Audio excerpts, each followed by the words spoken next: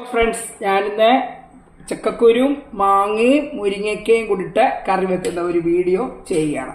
അപ്പം ഞാൻ ചക്കക്കുരു അരിഞ്ഞത് ഇതേ വലിപ്പത്തിൽ ഇതേ പീസിൽ ഒരു ചക്കക്കുരു രണ്ടായിട്ട് മുറിച്ച് ഇട്ടിരിക്കുകയാണ്. 2 പച്ചമുളകും ഉപ്പിട്ടിട്ടുണ്ട്, ആവശ്യത്തിന് ലേശം മുളക് പൊടി.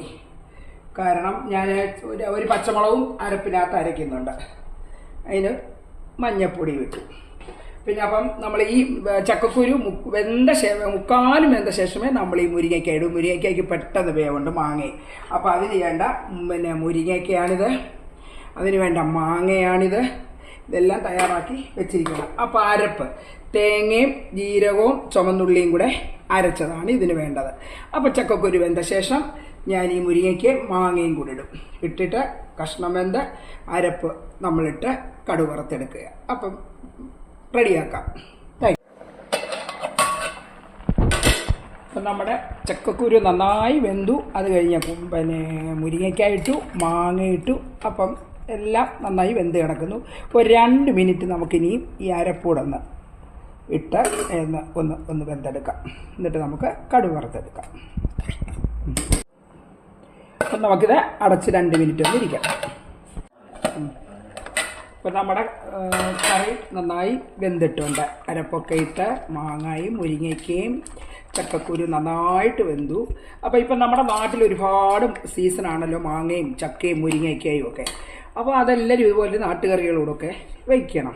നമുക്കിനി ഇത് ഒന്ന് കടുക് വറുത്തെടുക്കാം. പാനിലേക്ക് വെളിച്ചെണ്ണ ഒഴിച്ചു കൊടുക്കാം. എന്താ പോയാൽ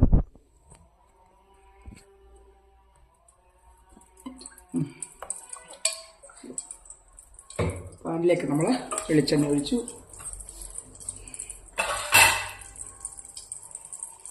ഒന്ന് ചൂടായി വന്നിട്ട് നമുക്ക് കടുക് ഇട്ട് കൊടുക്കാം.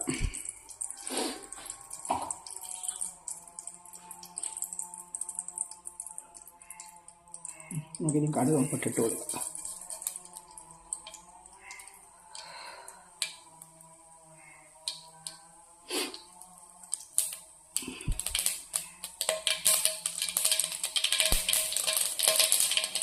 ഇടയ്ക്ക് കരണ്ടൊന്ന് പോയി വീണ്ടും വന്നു. നമുക്ക് ഇത് ഉള്ളിയും പച്ചിലമുളകും കറിവേപ്പിലയും കൂടി ഇട്ട് കൊടുക്കാം.